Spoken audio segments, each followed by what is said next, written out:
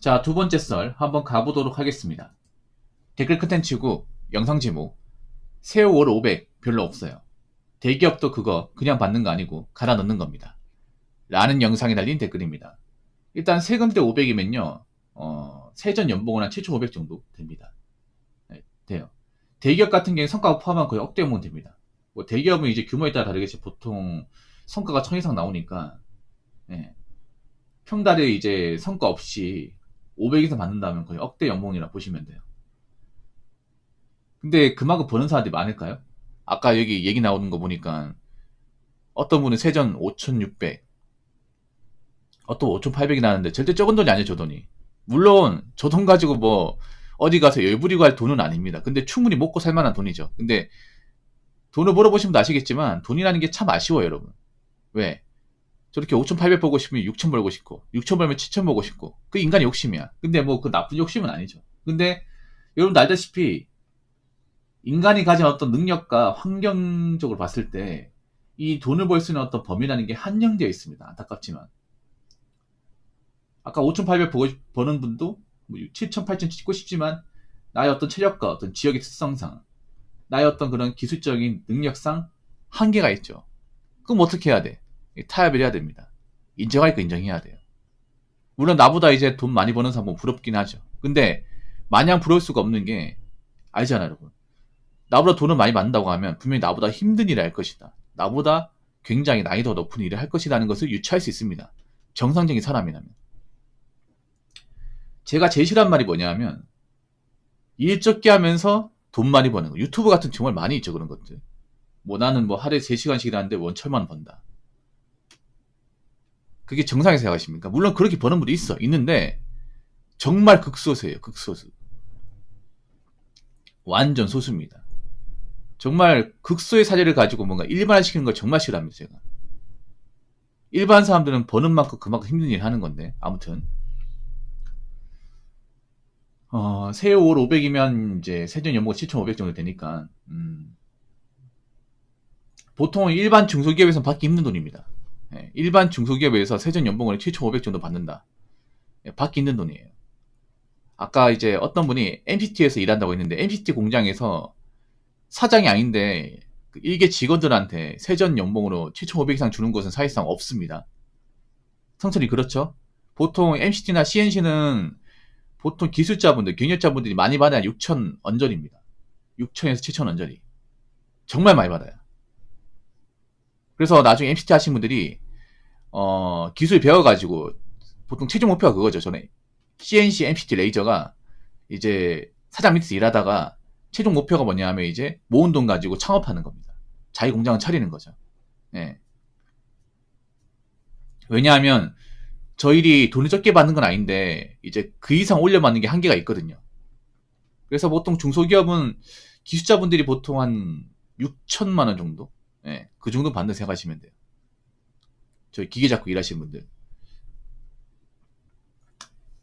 그 일은 넘어가 힘듭니다. 예, 왜냐하면 중소기업 규모가 작고 직원 수가 작기 때문에 마진을 남기 힘들어요. 그러다 보니까 직원들한테 뭔가 이제 보수나 복지 같은 것을 많이 챙겨주는데 한계가 있습니다. 그래서 세월 500 벌려면 중견기업 기준으로 한 부장 정도, 짬차장에서 부장 정도, 그리고 대기업 같은 경우에는 이제 짬과장에서 차장 정도라고 보면 될 것 같아요. 예. 중견기업에서 짬차장 부장 되려면 이제 경력 한 15년 이상, 못해도 15년 이상, 보통 20년, 그리고 대기업은 한 12, 3년 그 정도 돼야겠죠. 근데 중견기업이나 대기업 아마 저 연봉을 받는 분도 있을 겁니다. 저 월급 받는 분도 있을 거예요. 근데 일해보니까 어때요? 힘들죠. 힘듭니다. 예. 회사라는 것이 절대 있잖아요. 돈을 거둬주지 않습니다. 특히나 일반 사기업은. 왜냐? 일반 사기업은 무조건 이윤 추구예요. 그래서 직원을 돈을 주는 만큼 몇 배를 부려먹어야 돼.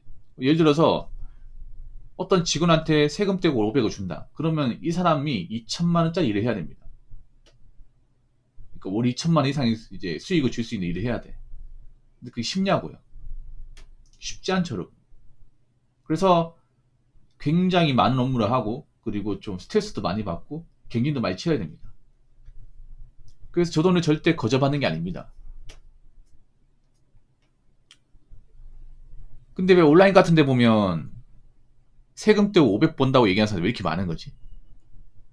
보통 100분위로 봤을 경우에 보통 세금 떼고 500이면 이제 어떤 분이 얘기하시는데 상위 8% 정도 된다고 합니다. 상위 8%면 높은 거 아닌가? 10명 중에 1명 꼴인데 엄청 높은 거죠, 여러분. 근데 그런 사람이 온라인은 흔하게 보이냐고. 물론 뭐 돈 많이 버는 사람이 없다는 게 아니에요. 근데 확률적으로 봤을 때는 소수라는 거지. 그리고 보통은 돈을 많이 벌면 근무 시간도 길고 일하느라 바빠가지고 뭐 이렇게 댓글 남기고 자기 연봉 자랑할 시간이 그렇게 많이 없어요. 예. 왜냐하면 보통 대기업 다녀보시면 아시겠지만 대기업 과장 정도 되면 일에 치여서 합니다. 전화도 굉장히 많이 와요. 예. 보통 대기업에서 이제 파트장 정도 다니면 있잖아요. 막 상사한테 전화 오지. 그리고 이제 밑에 직원들한테 전화 오지. 타 부서에서 전화 오지. 아니면 거래처에서 전화 오지. 아니 협력사에서 전화 오지. 전화 무지하게 많이 옵니다. 보통 뭐 하루에 전화 20통, 30통씩 받습니다. 그리고 결제할 것도 굉장히 많고 미팅할 것도 많고 책임질 것도 많아요. 그러면 다른데 정신을 쏟을 수가 없습니다, 이게. 그리고 뭐 일 끝나고 이제 미팅도 해야 되고 장난 아닙니다, 여러분. 물론 이제 회사마다 좀 다르시겠지만 보통 일반적인 대기업이 그래요. 막 하루에 내선 전화로 굉장히 많이 와. 그럼 아침부터 전화 시작해서 이제 저녁에도 전화 받는 거예요. 퇴근 후에도 또 전화가 와요. 퇴근 후에도. 그만큼 시달리는 일입니다. 그렇게 시달리고 나서 이제 세금 떼고 500씩 받는 거예요. 우리 로이님은 그렇게 받아본 적이 없나 보네요. 아무튼 돈 많이 받는 것은 그만큼 이제 회사에서 이것저것 많이 부려먹는 겁니다. 부려먹는 만큼 그만큼 살아남기 쉽지 않습니다.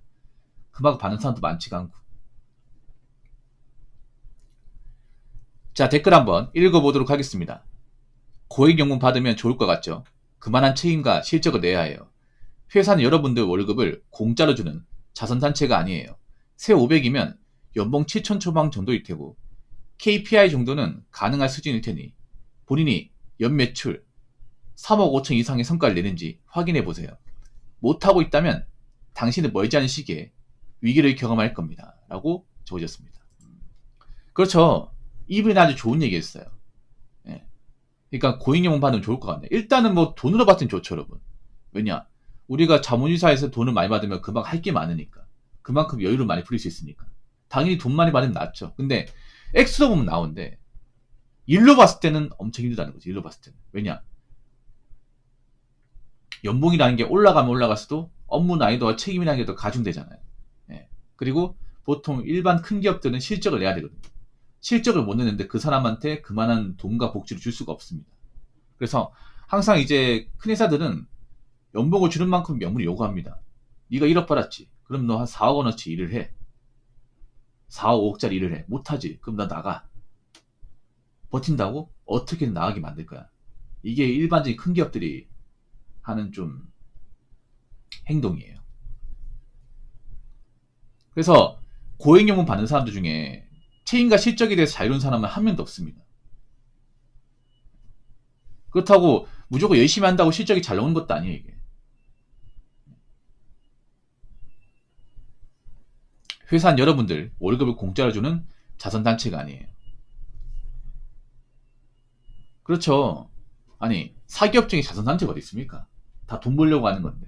기업을 설립한 이유가 큰 돈 벌려고 하는 거죠, 큰 돈 벌려고. 근데 큰 돈 벌기 위해서 한 명 가지고 안 되니까 이제 직원을 고용해서 쓰는 겁니다.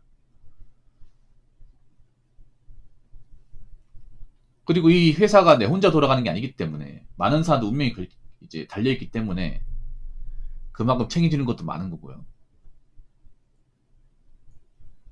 그래서 이제 저렇게 돈을 많이 받는다고 하면 그만큼 또 이제 회사 윗선에서 평가에 자유로울 수가 없습니다. 내가 평가를 어떻게 받냐에 따라서 이 회사를 더 다닐 수 있고 못 다닐 수 있는 겁니다. 내가 회사에서 뭔가 평가가 좋고 실적이 좋으면 뭐 희망퇴직이 나와도 난 살아남겠죠. 근데 내가 열심히 했음에도 회사에서 원하는 어떤 성과를 보이지 못하고 그 윗사람들에 대한 어떤 평가가 안 좋아요. 그러면 난 희망퇴직 대상이 되는 거예요.